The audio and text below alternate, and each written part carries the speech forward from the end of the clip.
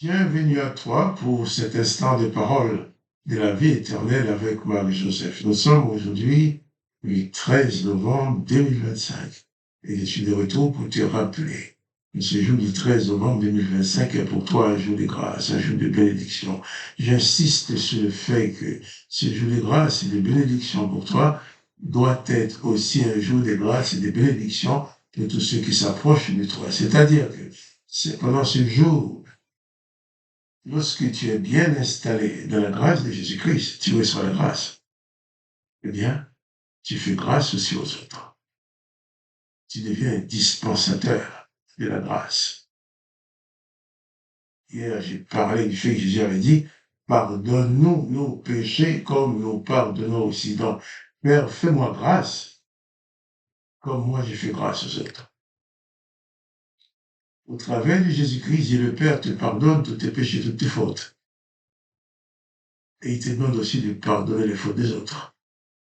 Car quand tu refuses de pardonner à quelqu'un, c'est la seule façon de remettre en question le pardon que tu as reçu de Dieu.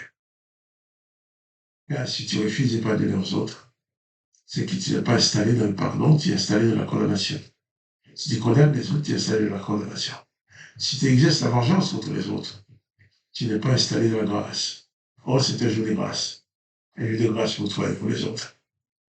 Il faut cesser de suivre les ordonnances de Moïse, les conseils de Samuel, les conseils de David, les conseils de tous les prophètes de l'Éternel, il faut les rejeter.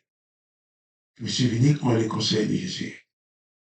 Il ne faut pas suivre le modèle de Samson, il ne faut pas suivre le modèle d'Élisée, le modèle d'Élie. Ce sont tous des vengeurs au service de l'Éternel. Mais Jésus-Christ vient. Il dit que tu n'as pas le droit de te venger de quelqu'un. Tu n'as pas le droit de rendre le mal pour le mal. Mais tu dois faire grâce. Tu dois être pour les autres un instrument de la grâce, comme Jésus, un instrument de la grâce, comme Jésus-Christ est pour toi l'instrument de la grâce du Père. J'insiste dessus, et ça je dirai tous les jours.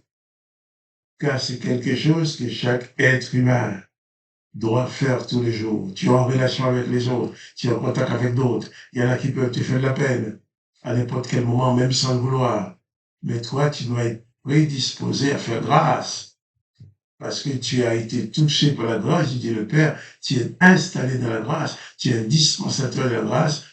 En toi, il n'y a aucune condamnation pour toi, mais il doit n'y avoir aussi aucune condamnation pour les autres. S'il y a quoi que ce soit dans ta vie comme condamnation pour les autres, c'est que tu portes la condamnation à toi, c'est que toi aussi tu es sur le joug de la condamnation. Or, toutes les condamnations que l'Éternel désormais avait mises sur l'humanité, avant même de les enseigner la vengeance, toutes ces condamnations, Jésus-Christ les a détruites. En sorte que Paul pouvait dire, Paul qui était un de ceux qui condamnaient les chrétiens, qui voulaient les tuer, quand il a découvert les dimensions de la grâce de Jésus-Christ, Paul a écrit aux Romains pour leur dire, il n'y a donc maintenant aucune condamnation pour ceux qui sont en Jésus-Christ. Oui, tu es en Jésus-Christ, tu es disciple de Jésus-Christ. Il n'y a aucune condamnation pour toi. Personne ne peut te condamner.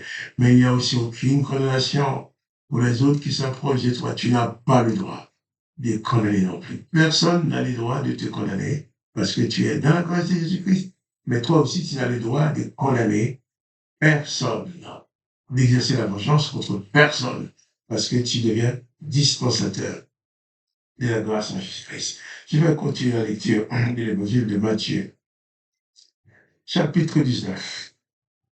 Et cette fois-ci, nous allons lire les versets 16. Nous avons lu hier, là où les gens amenaient les petits-enfants à Jésus, les disciples voulaient repousser les petits-enfants, pour qu'ils ne viennent pas importuner le maître. Et Jésus a dit, laissez les petits-enfants, ne les empêchez pas de venir à moi, parce que le royaume des cieux est à ceux qui les ressemblent. Donc, ceux qui ont la foi comme lui, comme ces enfants-là, ceux qui peuvent vivre dans une simplicité d'enfant.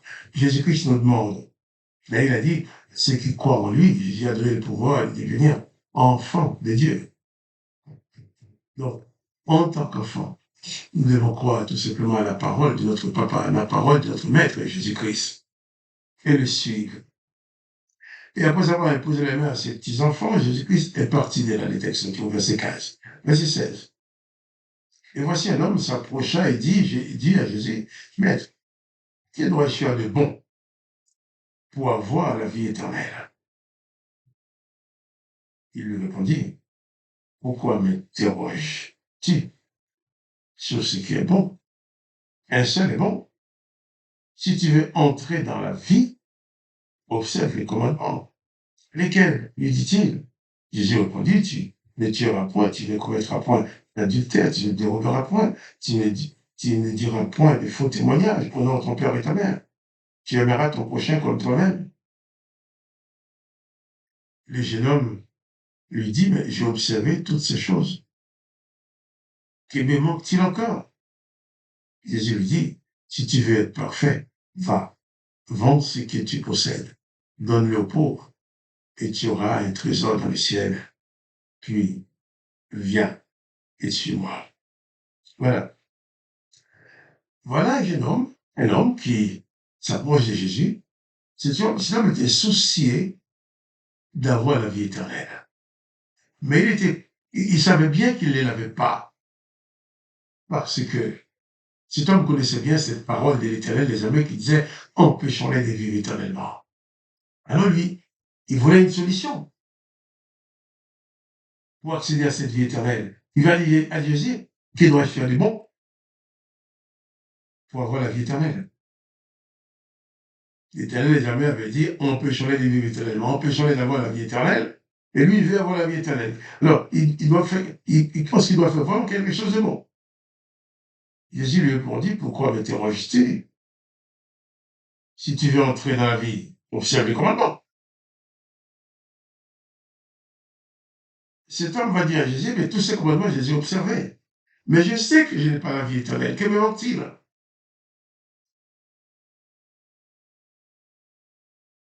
Il observait les commandements.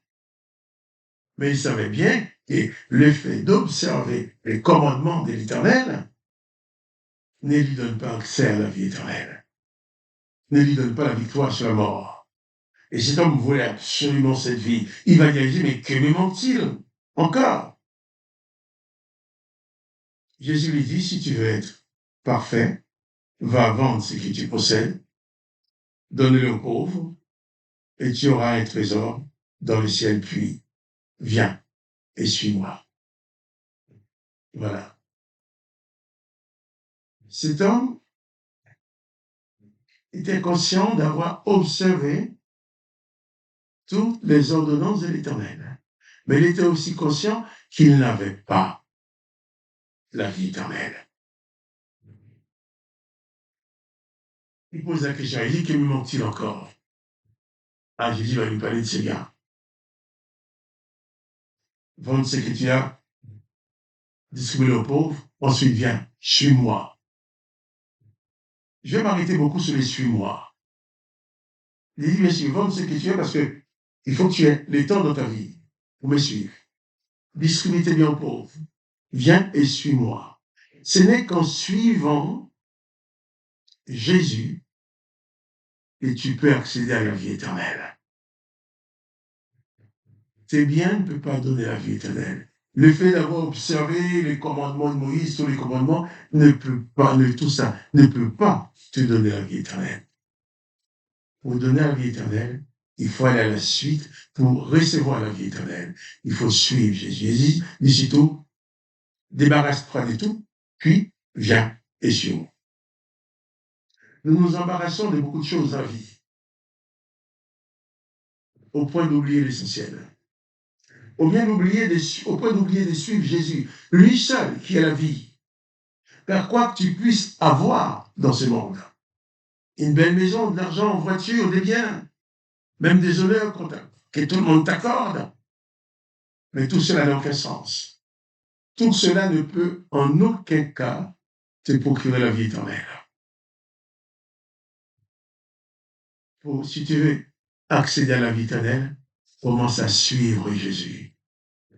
Commence à suivre Jésus.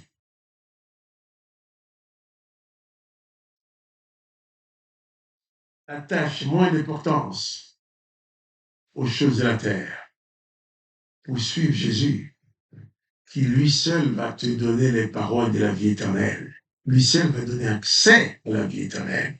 Je reviendrai sur ces textes demain certainement, Dieu voulant. Mais je te dis seulement, cet homme savait qu'il observait tous les commandements, mais il savait qu'il n'avait pas la vie éternelle. Il voulait savoir que faire. Jésus va lui dire, vends tes biens, distribue-les aux pauvres, détache-toi des choses de la terre, viens et suis-moi. Si tu veux avoir la vie éternelle, la seule solution pour toi, c'est de suivre Jésus. Jésus dit que lui seul est le chemin qui conduit à la vie éternelle. Alors je t'invite à suivre Jésus en tant que maître et sauveur. Suis Jésus. Lui seul va te conduire dans la direction de la vie éternelle. Que son nom soit béni, que toi aussi, tu sois sauvé par la grâce que Jésus-Christ t'accorde. Dans ta moment que je vous invite, je te dis à demain pour les paroles de la vie éternelle.